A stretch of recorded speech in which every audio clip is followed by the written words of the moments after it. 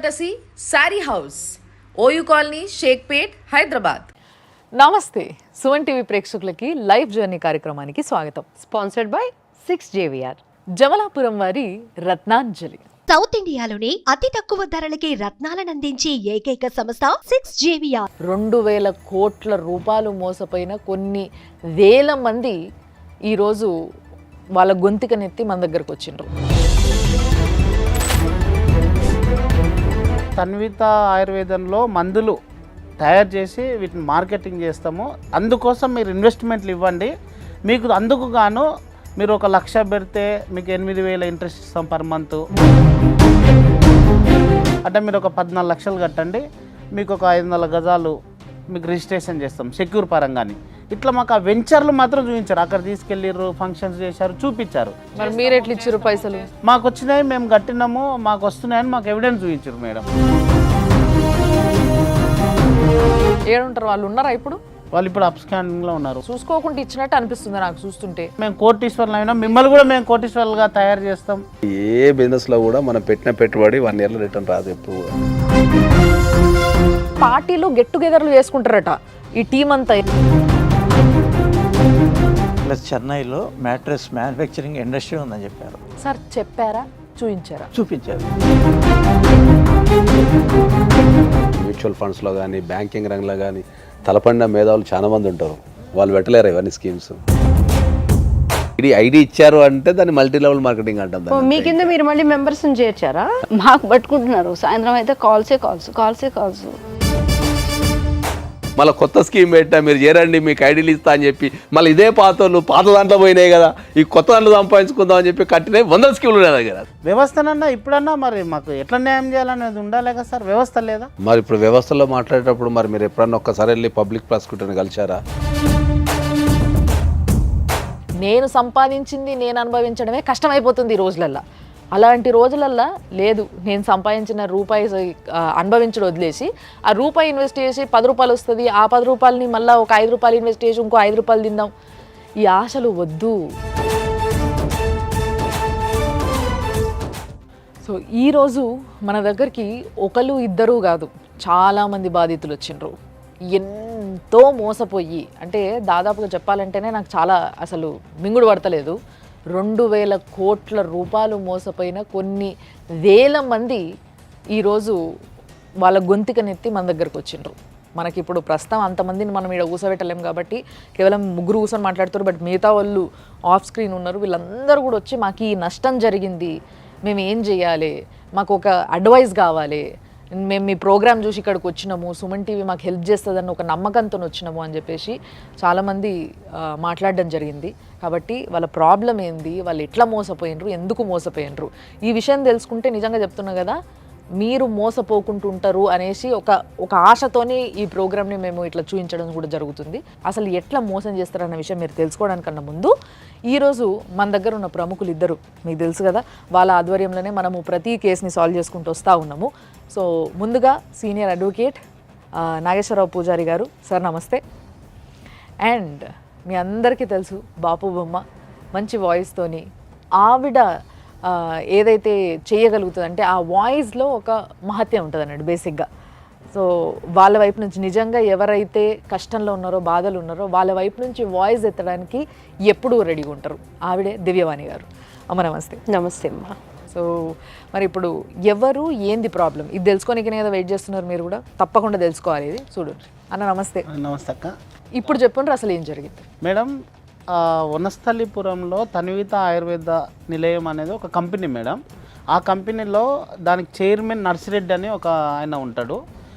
దానికి ఆయన కింద ఒక 8 మంది డైరెక్టర్స్ అని ఒక కంపెనీ పెట్టారు మేడం. వాళ్ళు ఏం చేశారంటే మాకు ఈ తన్విత ఆయుర్వేదంలో మందులు తయారు చేసి వీటిని మార్కెటింగ్ చేస్తాము, అందుకోసం మీరు ఇన్వెస్ట్మెంట్లు ఇవ్వండి, మీకు అందుకు గాను మీరు 1,00,000 పెడితే మీకు 8,000 ఇంట్రెస్ట్ ఇస్తాం పర్ మంత్. తర్వాత ఇంకొక స్కీము తన్విత ఆయుర్వేదం అంటే ఎవ్రీడే 1,350 ఇస్తాము. మళ్ళీ ఇంకో స్కీము ట్యామ్ అని ఒక స్కీము ఎవ్రీడే 900 ఇస్తాము అని ఇట్లా లక్షల అమౌంట్ మాకు కొన్ని వెంచర్లు చూపించారు. వరంగల్లో, ఆలేరులో, ప్లస్ అడ్డాకుల కొత్తకోటలో, plus Ramoji film city Peddamberpet దగ్గర. అంటే మీరు ఒక 14 లక్షలు కట్టండి, మీకు ఒక 500 గజాలు మీకు రిజిస్ట్రేషన్ చేస్తాం సెక్యూర్ పరంగాని. ఇట్లా మాకు ఆ వెంచర్లు మాత్రం చూపించారు, అక్కడ తీసుకెళ్ళిర్రు, ఫంక్షన్స్ చేశారు, చూపించారు. మా దగ్గర నుంచి ఇన్వెస్ట్మెంట్లు తీసుకున్నారు మేడం. తీసుకొని తర్వాత మాకు వాళ్ళ అమౌంట్ తిరిగి ఇంట్రెస్ట్ ఇవ్వలేదు, పైగా మాకు రిజిస్ట్రేషన్ షూరిటీ కింద చేస్తామని అంటే అది కూడా చేయలేదు. మరి మీరు ఎట్లా ఇచ్చారు పైసలు? మా టీం లీడర్స్ వీళ్ళు ఉన్నారు, మాకు వచ్చినాయి, మేము కట్టినాము, మాకు వస్తున్నాయని మాకు ఎవిడెన్స్ చూపించారు మేడం. అంటే మాకు కొన్ని డబ్బులు పడినాయి, మేము 2 లక్షలు కట్టినాం, ఇక మాకు ఇంట్రెస్ట్ వచ్చింది, మాకు వస్తుంది. అట్లా ఆశతో మేము మాకు కూడా వస్తాయి కదా అనే ఉద్దేశంతో మేము పే చేస్తాం. ఫస్ట్ ఆఫ్ ఆల్ ఒక్క ముచ్చట, ఇక్కడ ఇంట్రెస్ట్ అనేది తీసుకోవాలి. ఇప్పుడు ఇంట్రెస్ట్ బిజినెస్ అంటే వడ్డీల బిజినెస్ చేయాలంటే దానికి లైసెన్స్ ఉండాలి. ఆ లైసెన్స్ ఉందా చూసిరా పోనీ ఆయన దగ్గర? ఇక ఆయుర్వేద కంపెనీ అని పెట్టారు మేడం. ఇది దాదాపు 3 ఇయర్స్ 5 ఇయర్స్ నుంచి ఉంది. కరోనా టైంలో కూడా ఇతను పే అవుట్స్ ఇచ్చిండు కస్టమర్స్కి. ఇప్పుడు అట్లీస్ట్ మీకు షూరిటీ ఇస్తా అన్నారు కదా ల్యాండ్స్, అసలు ఎవరి పేరున ఉన్నాయి, ఆ ల్యాండ్స్ ఎక్కడివి వీళ్ళ మీదే ఉన్నాయని చూసుకున్నారు? ఏదైనా చెక్ చేసి? అది మేము చూసుకోలేదు మేడం. అంటే వాళ్ళు అక్కడ ఫంక్షన్ చేస్తున్నారు, పెద్దగా చేశారు, ఆర్భాటంగా. అంటే నిజంగానే ఉండొచ్చు, మా పైన ఉన్న వాళ్ళు చెప్పింది మేము నమ్మాం మేడం, గుడ్డిగా నమ్మినాం. అంటే బేసిక్గా ఎటువంటి ప్రూఫ్ వాళ్ళు మీకు చూపించలేదు, మీరు అడగలేదు. మేము అడిగినాం మేడం, మేము అడిగినాము, వాళ్ళు చూపిస్తాము, మీరైతే అమౌంట్ చేయండి, మేము ఉన్నాం కదా, మేము లీడర్స్ ఉన్నాం కదా, మీకు ఎక్కడికి వెళ్తుంది, మేము ఉన్నాం, మేము ఇస్తాం అంటే మాకు అట్లా రోజులు గడిపారు మేడం. నర్సిరెడ్డి గారు కాకుండా 8 మంది టీం మెంబర్స్ ఉన్నారు కదా, అవును మేడం. వాళ్ళకి ఏమన్నా అట్లీస్ట్ మీకు వాళ్ళు ఎవరు ఏంటి, వాళ్ళు స్థానికులా లేకపోతే వాళ్ళు వాల్యుబుల్ పర్సన్స్ ఏంటి అనేది కూడా మీకు తెలుసుకున్నారా కనీసం? అంటే అంతా కూడా మేము తెలుసుకోలే. అంటే మామూలుగా 8 మంది అంటే మామూలు ముక్క పరిచయం ఉంది మేడం, అంతే. ఏడుంటారు వాళ్ళు? ఉన్నారా ఇప్పుడు? వాళ్ళు ఇప్పుడు అప్ స్కానింగ్లో ఉన్నారు. వాళ్ళ ఫోన్ ఆ 8 మంది కొంతమంది ఉన్నారు, విజయేందరు, కొంతమంది ఒక 2-3 ఉన్నారు. కొన్ని మీరు డబ్బులు ఇచ్చారు కదా, ఒక్కొక్కరు ఇన్ని లక్షలు త్రూ ఎలా చెక్స్ ఇచ్చారా లేకపోతే ఆన్లైన్లో కట్టారా? పోనీ అది ఇచ్చినట్టున్న ఆధారం ఏమైనా ఉందా? ఆన్లైన్ చేసాం మేడం. ఆయుర్వేద కంపెనీకి కొన్ని క్రెడిట్ కార్డులు స్వైప్ చేసినాము, కొంత మనీ చేసినాము, కొంత ఫోన్పేల ద్వారా అకౌంట్ త్రూ తన్విద ఆయుర్వేదం అనే ఒక అకౌంట్ ఉంటుంది, దానికి మేము. అంటే మీరు కష్టపడ్డ పైసా కదన్నా, మరి మీరు కష్టపడ్డ పైసా మీరు వాళ్ళకి ఇచ్చేటప్పుడు ఒక్కసారి చూసుకోవాల్సింది కదా, మీరు చూసుకోకుండా ఇచ్చినట్టు అనిపిస్తుంది నాకు చూస్తుంటే. అంటే పూర్తిగా మేము నమ్మినాం మేడం, మా సీనియర్ చెప్పారు కదా అని మేము నమ్మినాం. అంటే ఆ సీనియర్స్తో మీకు ఏమైనా ముందు నుంచి రిలేషన్ ఉండేనా? ఫస్ట్ నుంచి దోస్తాన్ ఏమైనా ఉండేనా? దోస్తాన్ ఏం లేదు, వాళ్ళ టీం లీడర్స్ మేము సంపాదించినాం, మేము కోటీశ్వర్లు అయినా, మిమ్మల్ని కూడా మేము కోటీశ్వర్లుగా తయారు చేస్తాం అని వాళ్ళు ఇవి చెప్పడం జరిగింది మాకు. బేసిక్గా ఇట్లాంటివి నిజంగా చాలా ఎక్కువైపోయినాయి సార్ ఈ రోజులలో. ఫస్ట్ ఆఫ్ ఆల్ ఏంటంటే మన బ్యాంక్లో కనుక 1 lakh డిపాజిట్ చేస్తే ట్యాక్సెస్ అవన్నీ తీసేయంగా 400 రూపీస్ ఫర్ మంత్ వస్తుంది మనకు. వాళ్ళు ఏంటంటే ఫర్ మంత్ 8,000 కదా, బ్యాంక్లో మనం 1 lakh కనుక డిపాజిట్ చేస్తే ఇయర్ మొత్తం కూడా మీకు 12×4=48 అరౌండ్ 5,000 రూపీస్ వస్తుంది ఇయర్ మొత్తం చేస్తే. Interest, bank interest. వాళ్ళు నెలకి 8,000 అన్నారు కదా అని చెప్పేసి, బ్యాంక్ కంటే మంచిగుంది కదా అని చెప్పేసి, అంటే వాళ్ళు పెట్టిన పెట్టుబడి నాకు తెలిసి 1 yearలో రిటర్న్ వచ్చేస్తుంది. అదే సార్ మేము అదే అనుకున్నాం. ప్లస్ ప్రపంచంలో ఎక్కడ కూడా ఏ బిజినెస్లో కూడా మనం పెట్టిన పెట్టుబడి 1 yearలో రిటర్న్ రాదు ఎప్పుడు కూడా. అట్లా ఎట్లొస్తుంది అన్న ఒక ఆలోచన వచ్చిందా మీరు పైసలు ఇచ్చినప్పుడు? ఆలోచన వచ్చింది, మేము అడిగినాం కూడా, నర్సిరెడ్డిని కూడా అడిగినాం మేము. ఆయన ఏమన్నాడంటే మా ఒక మందు ఒక 100 రూపాయలకు తయారవుతుంది, మేము 1000 రూపాయలకు అమ్ముతాం, అట్లా మేము ఎన్నో కోట్ల టర్న్ ఉంది, సో తద్వారా మీకు ఇస్తామని చెప్పిన ఆయన. మనకు పెద్ద ఇప్పుడు మ్యూచువల్ ఫండ్స్లో కానీ బ్యాంకింగ్ రంగంలో కానీ తలపడిన మేధావులు చాలా మంది ఉంటారు, వాళ్ళు పెట్టలేరు ఇవన్నీ స్కీమ్స్.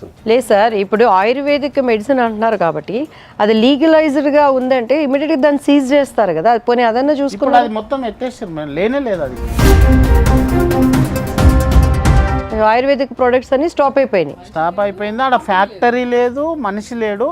ఇంకొకటి మేడం, మేము కట్టిన తర్వాత ఆయన ఏం చేసిండంటే ఆయనకు దాదాపు దీనిలో 5-6 వేల మంది ఉన్నారు మేడం, దాదాపు 2,000 కోట్లు అంచనా ఆయన వసూలు చేసింది అనేది.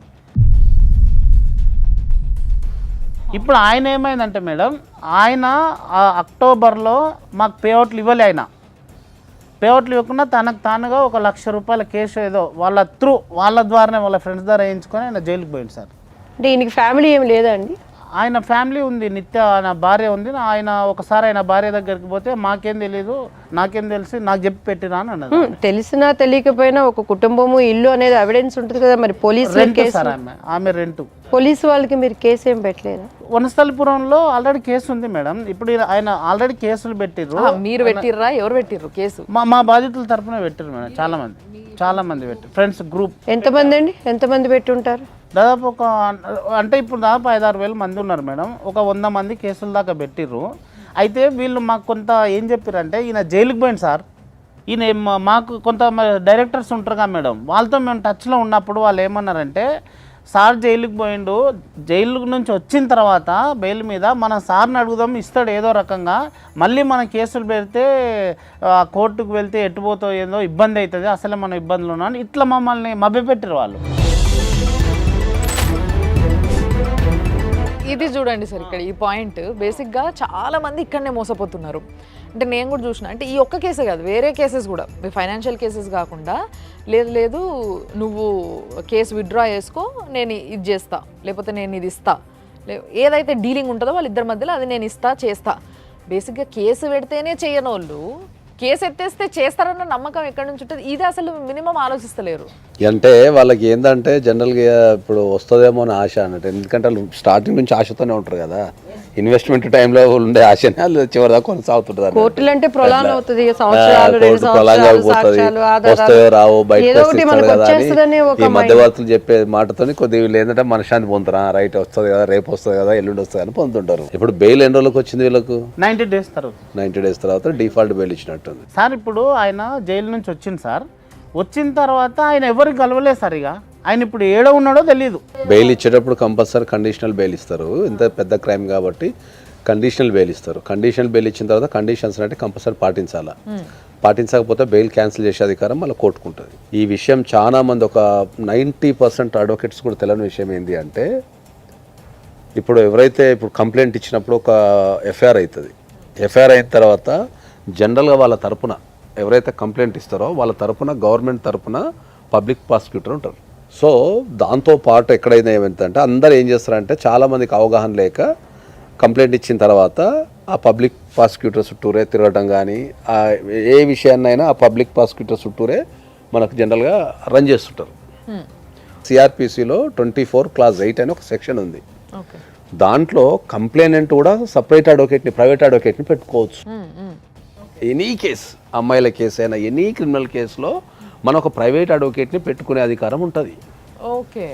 ఈ విషయం ఎవరికి తెలియదు దేశంలో. పబ్లిక్ ప్రాసిక్యూటర్ లిమిటెడ్ టైంలో పనిచేస్తారు. వాళ్ళు 10:30 కోర్టుకు వస్తారు, 5:30కి వెళ్ళిపోతారు. ఆ 10:30 నుంచి 5:30 మధ్యలోనే ఆ కోర్టులో ఉన్న కేసులు మొత్తం వాళ్ళ మీదే బర్డెన్ పడుతుంది. 500 కేసులు ఒక పబ్లిక్ ప్రాసిక్యూటర్ ఒక సైడ్ చేయాలా, ఆపోజిట్ ఉన్న వాళ్ళు ఏమో ఎవరికాళ్ళు దొంగతనాలు, నేరాలు, గురాలు చేసిన ఎవరికాళ్ళు స్పెషల్గా ఎక్స్పర్ట్ అడ్వకేట్ చేసుకుంటారు.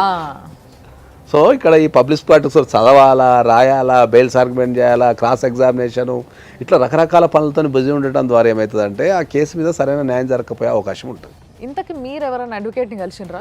ఇక పెట్టుకునే స్తోమత ఉంది. అడ్వకేట్ దగ్గరికి పోతే ఆల్రెడీ ఆయన జైల్లో ఉన్నాడు, ఇక ఆల్రెడీ ఆయన ఉంది కాబట్టి మేము టేకప్ చేయడం కష్టం అని అన్నారు. మేము వెళ్ళినాం లాయర్ దగ్గరికి. ఇక్కడ ఇంకో ప్రాబ్లం కూడా సార్, ఇప్పుడు ఒక వ్యక్తి పైన 100 మంది పోయి కేసు పెట్టిర్రు, ఇలాంటి వ్యక్తికి కూడా బెయిల్ ఇచ్చే అవకాశం ఉంటుందా సార్?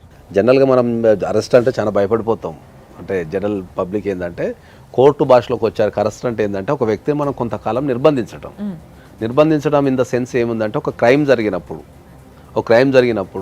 ఆ క్రైమ్ మళ్ళీ జరగకుండా ఉండటానికి, లేకపోతే ఆ క్రైమ్ జరిగినప్పుడు ఆ సాక్ష్యాలను మాయం చేసే అవకాశం లేకుండా ఉండటానికి, లేకపోతే మనం విట్నెస్లను బెదిరించే అవకాశం లేకుండా ఉండటానికి, లేదు అంటే ఈ వ్యక్తి పారిపోతాడేమో మళ్ళీ దొరకడేమో అనుకుని ఉండటానికి కొంతకాలం నిర్బంధించి ఒక దగ్గర పెడతారు. దాన్ని ఆ జైల్లో పెట్టడాన్ని మనం అరెస్ట్ అంటాం.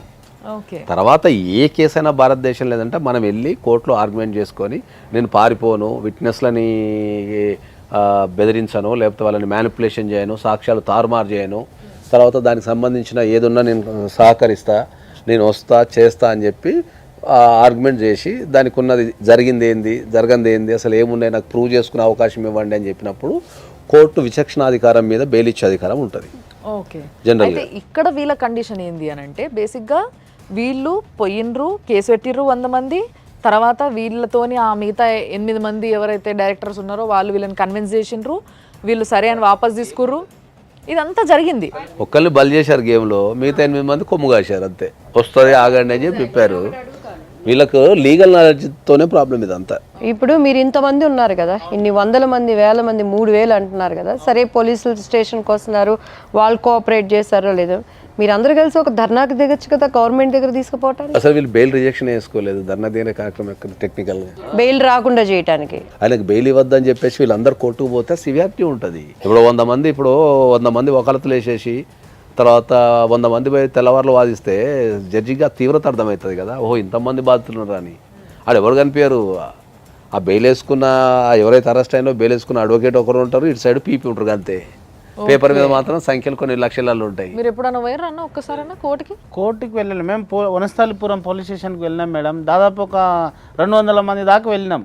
అక్కడ సిఐకి చెప్పినాం మేము ఇంత బాధితులం ఉన్నామని మేడం. సో యాక్చువల్గా నాకు ఇదంతా వింటుంటే సార్, వీళ్ళు చాలా దగ్గర వీళ్ళకి ఛాన్స్ ఉండే, బట్ దాన్ని వాడుకోలేదు వీళ్ళు. అంటే వాళ్ళకి మీరు అన్నట్టుగా లీగల్ నాలెడ్జ్ లేకపోవడం వల్ల వాళ్ళు వాడుకోలేకపోయారు. ఇప్పుడు మొత్తం అంటే అంటారు కదా ఎక్కడైనా కూడా అదే అంటున్నాను అనేసి అట్లా అయిపోయింది వీళ్ళ పరిస్థితి. ఇప్పుడు ఎక్కడైనా కూడా ఏంటంటే ఇప్పుడు మన ప్రోగ్రామ్ లో జరిగిన కేసు ఒకటి, మన దాంట్లో ఒక అమ్మాయి పేరు ఏదో ఉండి మన లైఫ్ జర్నీలో జరిగిన కేసు పర్వీనా, ఆ కేసులో నేను 24 క్లాస్ 8 వేసి దగ్గర ఒక 20 రోజులు అప్పుడు పెట్టిన ఎక్స్ట్రా. అవును, బెయిల్ ఇచ్చే టైంకి వెళ్ళి మళ్ళీ నేను 25 డేస్ ఎక్స్టెన్షన్ చేసిన. యాక్చువల్గా పర్వీన్ కేసు మన ప్రోగ్రామ్ రెగ్యులర్గా చూసే ప్రతి ఒక్కరికి తెలుసు ఆ పిల్ల. సో ఆ పిల్ల చాలా సఫర్ అయింది. అలాంటి పిల్లకి నిజంగా సార్ హెల్ప్ చేయడం వల్ల ఎవరైతే మోసం చేసిండ్రో ఆ మోసం చేసిన వ్యక్తిని ఇంకొన్ని రోజులు ఎక్స్టెండ్ చేసి మరి 25 డేస్ ఎక్స్టెన్షన్ చేసినాము.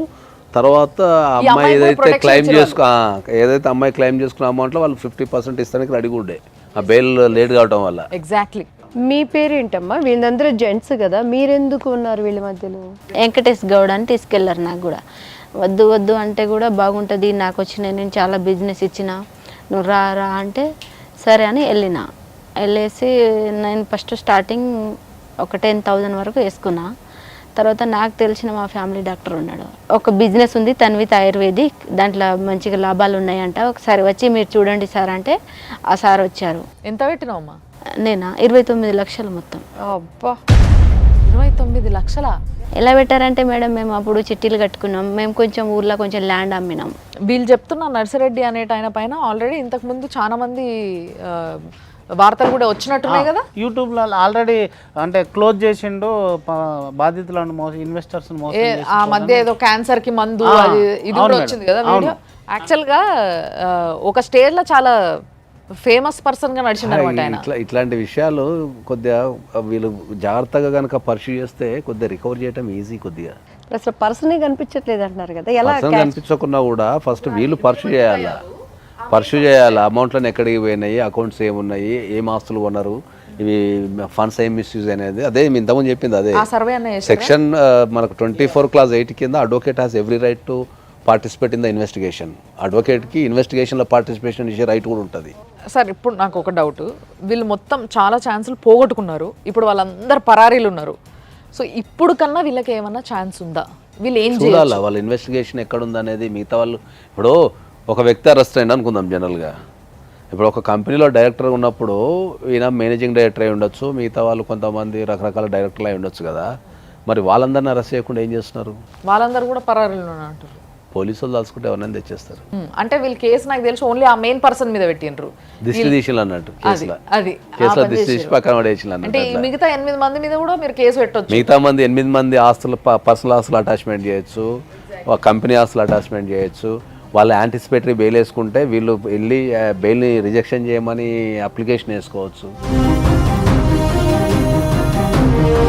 Life journey sponsored by 6JVR. South ఇండియాలోని అతి తక్కువ ధరలకి రత్నాలనందించే ఏకైక సంస్థ 6JVR. శివ గారు, మీరు ఎప్పుడైనా ఫోన్ కాన్వర్సేషన్ మెయిన్ పర్సన్స్తో కానీ మిగతా వాళ్ళతో మాట్లాడిన ఆధారాలు ఏమైనా ఉన్నాయా? ఉన్నాయి. అంటే నర్సిరెడ్డి అనే టైంతో మాట్లాడలేదు, అలా కింద డైరెక్టర్స్ ఉంటారు మేడం. మీ దగ్గర ట్రాన్సాక్షన్స్ ఉన్నాయా? ట్రాన్సాక్షన్స్ అయితే ఉన్నాయి మేడం. ఇప్పుడు ఒక వ్యక్తిని నమ్మి నేను ఒక దగ్గర ఇన్వెస్ట్ చేసిన, ఆ వ్యక్తి నాతో మాట్లాడతలేడు, కనిపిస్తలేడు, దొరుకుతలేడు, ఇప్పుడు నేను నెక్స్ట్ చేయాల్సింది ఏంది? మీరు నెక్స్ట్ చేయాల్సింది కంప్లైంట్ ఇవ్వడమే పోలీస్ స్టేషన్లో. పోలీస్ స్టేషన్లో కంప్లైంట్ చేయాలి. ఇప్పుడు వీళ్ళు ఇచ్చిన కంప్లైంట్ రిటర్న్ తీసుకున్నారు, ఇప్పుడు మళ్ళీ కంప్లైంట్ ఇవ్వచ్చు? రిటర్న్ ఏం తీసుకోలేదు నాకు తెలిసి. వీళ్ళు ఏం సార్, మేము తన్విత అనే ఆయుర్వేదం కంప్లైంట్స్ ఇస్తే అన్ని తీసుకోపోయి ఆ ఒక్క కంప్లైంట్ కింద చేస్తున్నారు అని చెప్పారు మేము. నేచర్ సేమ్ కదా. ఇప్పుడు వీళ్ళు చెప్పేది ఏంటంటే ఒక వ్యక్తి దగ్గర పేర్లతో ఒక 5-6 కంపెనీలు పెట్టిండు, 1-5-6 కంపెనీలు పెట్టేసి ఒక్కొక్క కంపెనీకి ఒక్కొక్క స్కీమ్ ప్రకటించిండు. వ్యక్తి సేమే, ప్రొడక్ట్స్ ఆర్ డిఫరెంట్. అవును. వీళ్ళకి ఎవరెవరి వాళ్ళకి అవసరాలకు అనుగుణంగా ఆయన ఏం చేసిన అంటే ఒక్క వర్గాన్ని టార్గెట్ చేయకుండా ఎన్ని రకాలు ఉంటారు, రకాల వర్గాల్ని టార్గెట్ చేసి పెట్టేసిన తర్వాత ఏమైందంటే ఒక కేసు అయిన తర్వాత సేమ్ ఒక వ్యక్తి మీద అదే కేసు అవుతుంది కదా, మిగతా వాళ్ళు ఎవరైనా కంప్లైంట్ చేసినా కూడా వాళ్ళందరినీ తీసి వీళ్ళ కిందనే చేరుస్తారు.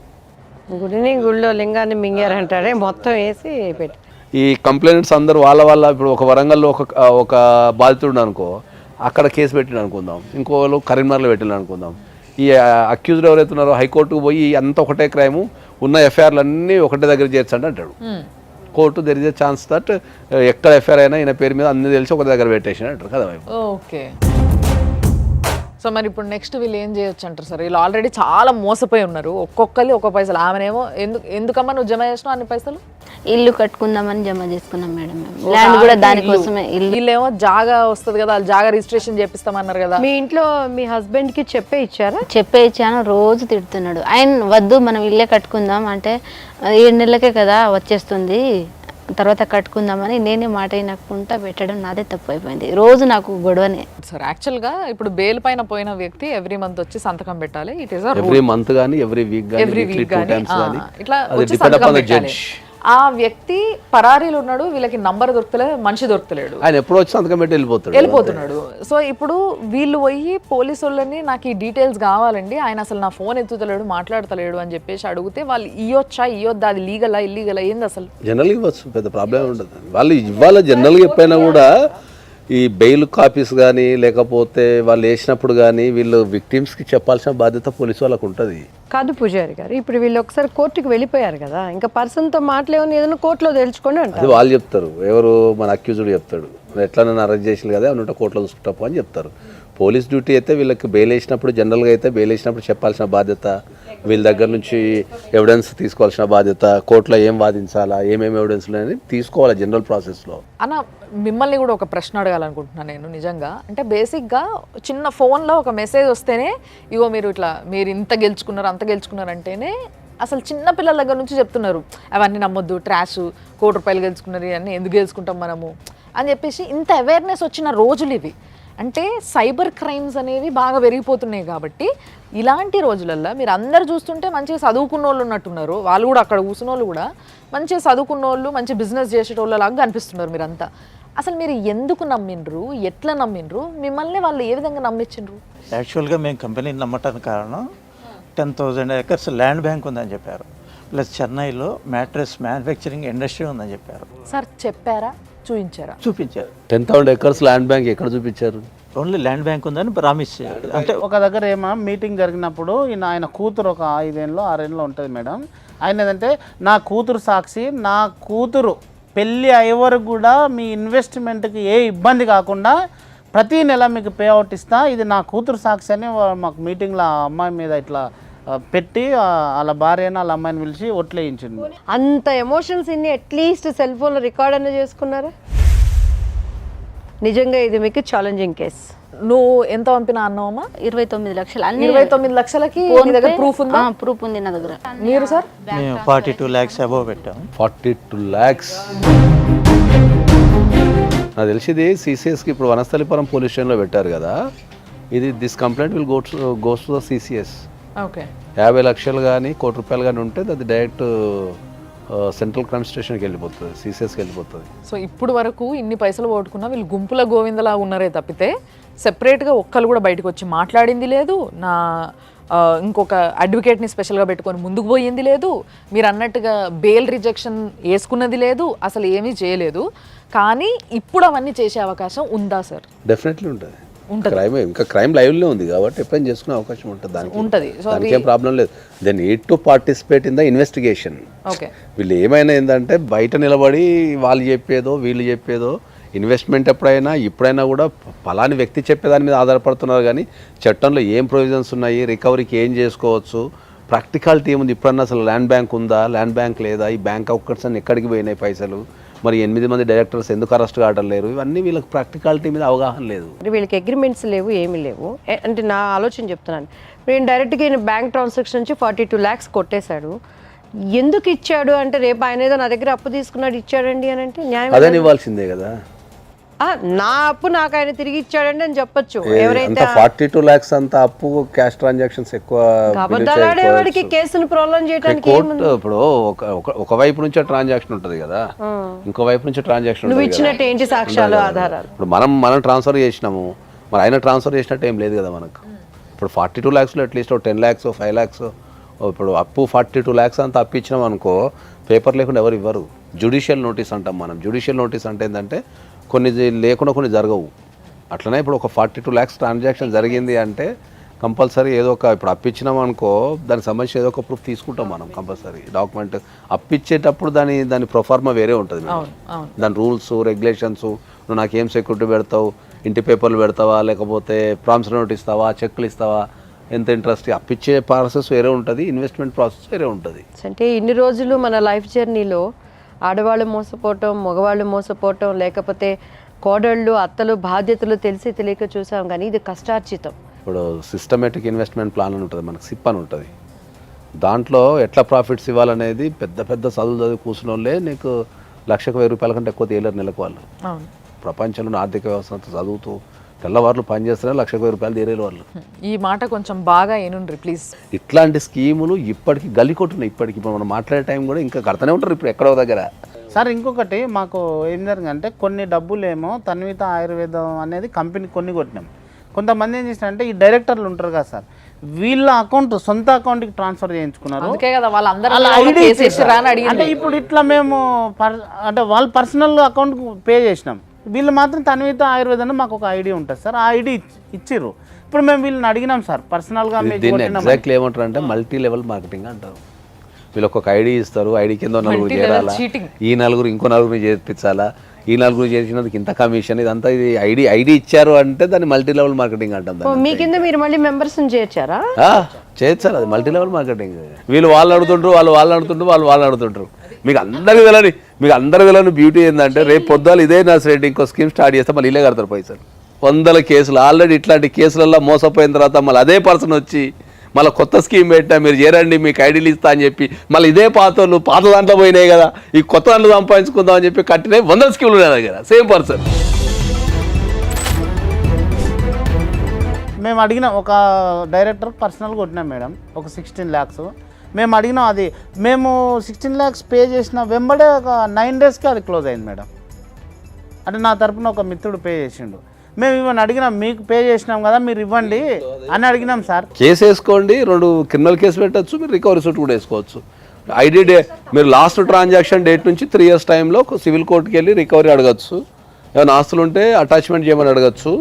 మళ్ళీ మీరు క్రిమినల్ కేసు కూడా పెట్టచ్చు. పోలీస్ స్టేషన్కి వెళ్ళి ఇది కంపెనీతో సంబంధం లేదు, కంపెనీతో సంబంధం లేదని బట్టి అదే అంటున్నా, కంపెనీతో సంబంధం లేదు, పర్సనల్ ఇచ్చిన అని చెప్పేసి. ఆ 8 మంది డైరెక్టర్ల పైన కూడా కేసు వేసి ఉండాలి మీరు, అది ఏ లేదు మీరు. సార్ ఇప్పుడు మేము కేసు పెట్టాలంటే ఎవరి పేరు పైన పెట్టొచ్చు అంటే మా డైరెక్టర్ పేరు పైన పెట్టొచ్చా, మాకు ఎవరైతే లీడర్ తీసుకెళ్లారో వాళ్ళ పేరు పైన పెట్టొచ్చా? మీరు లీడర్ పేరు మీద కూడా పెట్టచ్చు కంపల్సరీ. ఇప్పుడు ఆల్రెడీగా 29 లక్షలు, నా కింద వాళ్ళు 50 లక్షల వరకు ఉంది. మా సొంత తమ్ముడే 3 లక్షలు, ఆయన ఆటో నడిపించి చిట్టి కట్టుకుంటాడు.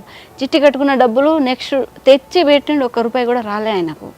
మా తమ్మునికి మాకు చాలా గొడవలు అవుతున్నాయి ఇంట్లో. అయితే బాధితులంతా మిమ్మల్ని పట్టుకుంటున్నారు, మాకు పట్టుకుంటున్నారు. సాయంత్రం అయితే కాల్సే కాల్స్.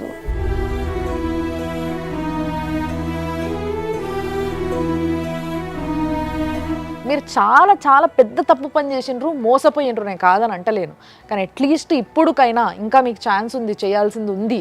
మీరు గట్టిగా పోరాడి మీరు అందరు కలిసి చేయాల్సింది చేస్తే తప్పకుండా మీ వైపు సక్సెస్ ఉంటుందని అనుకుంటున్నా. దేవుణ్ణి కోరుకుందాం మనము. ఆయన కంపెనీ పెట్టిండు, మేము మాటలు విన్నాం, మోసపోయినాం సార్. కేసు ఉంది, కొంతమంది పెట్టారు, వనస్థలిపురంలో ఉంది. వ్యవస్థనన్నా ఇప్పుడన్నా మరి మాకు ఎట్లా న్యాయం చేయాలనేది ఉండాలి కదా సార్, వ్యవస్థ లేదా? మరి ఇప్పుడు వ్యవస్థలో మాట్లాడేటప్పుడు మరి మీరు ఎప్పుడన్నా ఒక్కసారి వెళ్ళి పబ్లిక్ ప్రాసిక్యూటర్ని కలిశారా?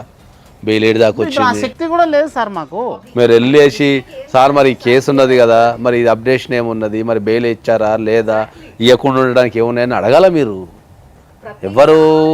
ఎవరు చట్టాల మీద అవగాహన పెంచుకోకుండా ఎవరు సింపుల్ లాజిక్ చెప్తారు వచ్చి, తెలుసా మాకు ఏం తెలుసు సార్, మేము అడ్వకేట్ల మాట కథం అయిపోయింది. ఎండ్ ఆఫ్ ది డే గవర్నమెంట్ని నిందిస్తే కూడా ఏం రాదు, మన బాధ్యత మనం చేయాలి. ఇప్పుడు సార్ చెప్పినట్టుగా పబ్లిక్ ప్రాసిక్యూటర్ని నువ్వు పోయి అడగడానికి నీకు పైసలు ఏం తీసుకోడు ఆయన, అంటే మా కోర్టు దగ్గర ఉంటారా సార్ అట్లా మరి ఆ విషయం ల్యాక్ ఆఫ్ నాలెడ్జ్ సార్ అంతే.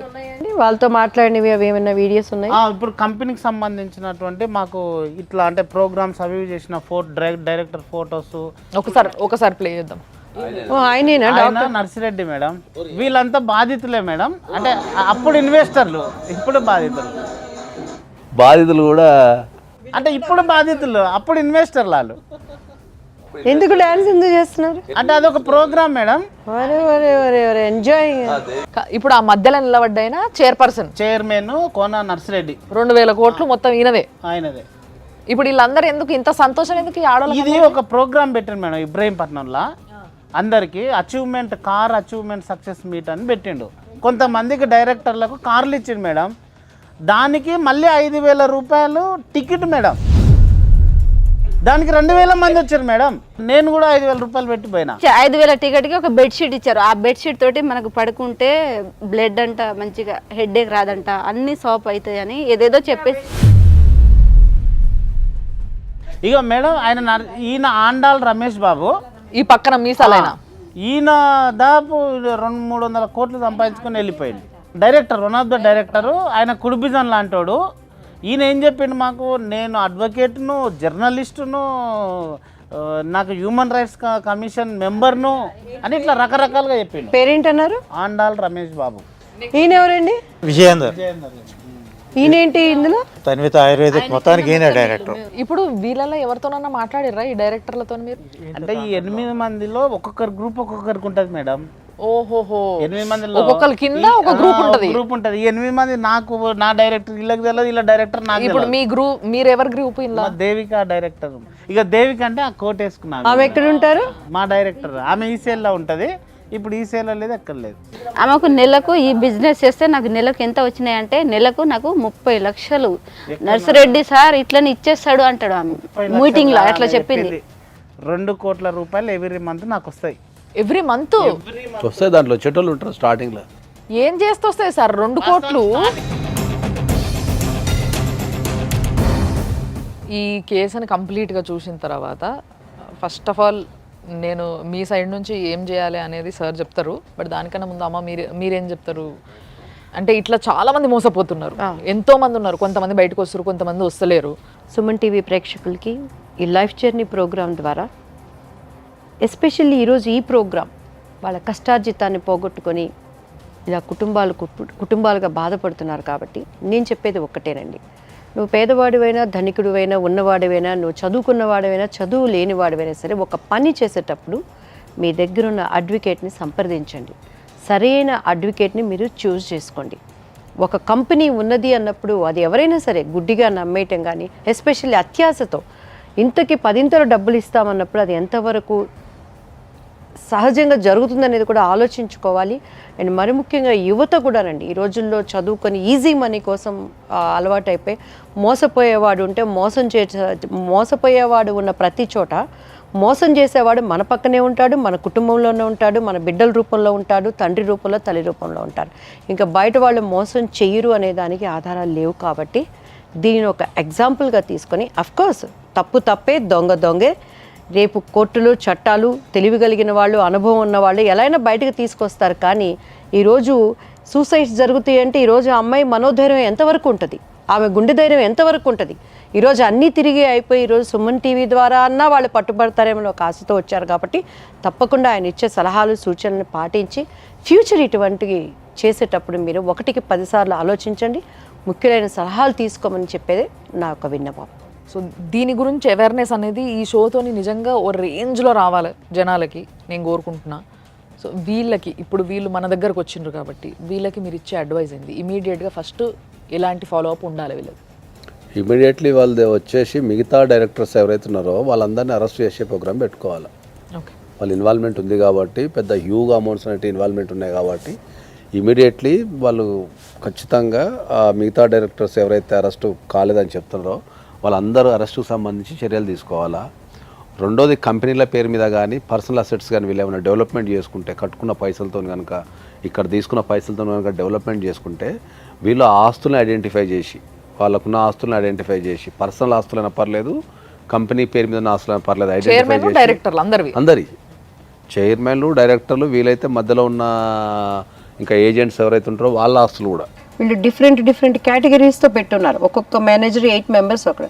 సో ఎవరికి వాళ్ళు సపరేట్గా కేసు ఫైల్ చేసుకోవాలి. అప్పుడు కేసు అంతా ఒకటే ఉంటుంది కానీ ఇది ఐడెంటిఫై చేసి మన ఇన్వెస్టిగేషన్ ఆఫీసర్కి ఇస్తే వీళ్ళు ఈ ప్రోగ్రామ్ ద్వారా ఇన్ని ఆస్తులు సంపాదించారు, ఆ ఇల్లు కొనుక్కున్నారు, ఫ్లాట్ కొనుక్కున్నారు, వీళ్ళకు కంపెనీ పేరు మీద ఇన్ని ఆస్తులు అని చెప్పాల్సిన బాధ్యత, జనరల్గా వెరిఫై చేయాల్సిన బాధ్యత ఇన్వెస్టిగేషన్ ఆఫీసర్కి ఉంటుంది.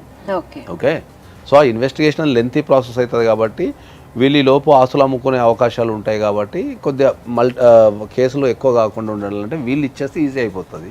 లేదా పోలీస్ వాళ్ళు కూడా ఎంక్వైరీ చేస్తారు. వాళ్ళు రకరకాల డిపార్ట్మెంట్లకి రాసి వాళ్ళు అటాచ్మెంట్ తీసుకుంటారు. ఫస్ట్ ఎప్పుడైనా కూడా ఫైనాన్షియల్ క్రైమ్ జరగంగానే ఫస్ట్ బ్యాంక్ అకౌంట్స్ సీజ్ చేయటము, all bank accounts including everything.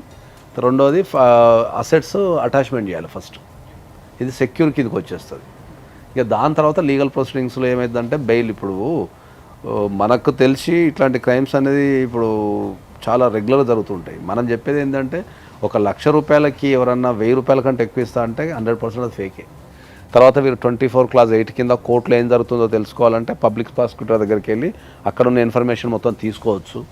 లేదా పబ్లిక్ ప్రాసిక్యూటర్తో మాకు నమ్మకం లేదు అనుకుంటే then they will go for that private అడ్వకేట్ని పెట్టుకొని 24 Clause 8 కింద కూడా పెట్టుకుంటే వీళ్ళందరికీ బెయిల్స్ పడుతున్నాయా, పడతాను లేదా, ఆస్తులు అటాచ్మెంట్ చేశారా, చేయలేదా, బ్యాంక్ అకౌంట్ సీజ్ చేశారా, కేసులో ఏం జరుగుతుంది, ప్లస్ దానికి సంబంధించిన ఇమీడియట్లీ చర్యలు తీసుకునే అవకాశం కూడా ఉంటుంది. ఎట్లా ఇంకా రికవరీ అమౌంట్స్ ఇప్పుడు వీళ్ళకు ఐడియా ఉంటే రికవరీ కూడా వేసుకోవచ్చు. సో చూసిండ్రు కదా ఇప్పుడు వరకు సార్ చెప్పిన మాట కానీ లేకపోతే మేడం చెప్పిన మాట కానీ, ముఖ్యంగా సార్ ఇచ్చిన మీకు అడ్వైజెస్ ఏవైతే ఉన్నాయో అవన్నీ కూడా మీకు బాగా పనికొస్తాయి. ఎందుకంటే ఆల్రెడీ మోసపోయి ఉన్నారు కాబట్టి. ఇప్పుడు వరకు చాలా లేట్ చేసిర్రు. బట్ ఇది క్రిమినల్ కేసు కాబట్టి సార్ ఎప్పుడు చెప్తుంటారు, క్రిమినల్ కేసు, చీటింగ్ కేసు అంటే ఎప్పటికీ అది హాట్ టాపికే. మీరు అందరు కొంచెం ఉమ్మడిగా చేయాల్సిన పనిని చెయ్యండి. ఏమైనా డౌట్ వస్తే అడ్వైజ్ కోసం మీరు సార్ని అడగచ్చు, దాంట్లో డౌట్ లేదు. ఓకేనా? సో చూసిండ్రు కదా, నిజంగా ఇలాంటి కేసులు చిన్న చిన్న చిన్న చిన్న రేంజ్ నుంచి వెళ్ళి ఒక అసలు అంతుపంతు లేకుండా లిమిట్ లేకుండా వెళ్ళిపోతుంది. ఎందుకు వెళ్ళిపోతుంది అని అంటే మన మీద కంట్రోల్ ఉంటలే. మనము ఫస్ట్ మన బ్రెయిన్ని కంట్రోల్లో పెట్టుకుంటే నేను సంపాదించింది నేను అనుభవించడమే కష్టమైపోతుంది ఈ రోజులల్లో. అలాంటి రోజులల్లో లేదు, నేను సంపాదించిన రూపాయి అనుభవించడం వదిలేసి ఆ రూపాయి ఇన్వెస్ట్ చేసి 10 రూపాయలు వస్తుంది, ఆ 10 రూపాయలని మళ్ళీ ఒక 5 రూపాయలు ఇన్వెస్ట్ చేసి ఇంకో 5 రూపాయలు తిందాం. ఈ ఆశలు వద్దు. అసలు మనలా బతకడము చాలా కష్టము. అది ఫస్ట్ చక్కగా బతికితే సరిపోతుంది. కాబట్టి కొంచెం ఆలోచించుండ్రి, మోసపోకుండ్రి, కొంచెం క్లెవర్గా ఉండండి. అవన్నిటికన్నా ముఖ్యమైన విషయం ఏంటి అని అంటే లీగల్ నాలెడ్జ్ చాలా ఇంపార్టెంట్. కేవలం LLB చేసేటోళ్ళు మాత్రమే చదువుకునేటివి కావవి. జీవితంలో అది కూడా ఒక పాఠం. దాన్ని కూడా మీరు నేర్చుకోవాలి. చట్టాలు ఎట్లా పనిచేస్తాయి అని తెలుసుకోవాలి. అట్లీస్ట్ అది తెలుసుకునేటందుకు మా ప్రోగ్రామ్ చూడండి అని చెప్తున్నాను నేను, అంతే. ఇది ఇయాలటి 6 JVR జమలాపురం వారి రత్నాంజలి సమర్పించు లైఫ్ జర్నీ. చూస్తూనే ఉండండి సుమన్ టీవీలో. సౌత్ ఇండియాలోనే అతి తక్కువ ధరలకి రత్నాలను అందించే ఏకైక సంస్థ 6 JVR.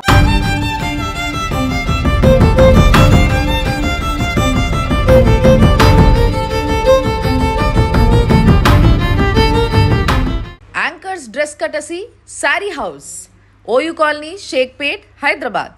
సుమన్ టీవీలో మీ పర్సనల్ అండ్ బిజినెస్ ప్రమోషన్స్ కోసం కింది నెంబర్కి కాంటాక్ట్ చేయండి.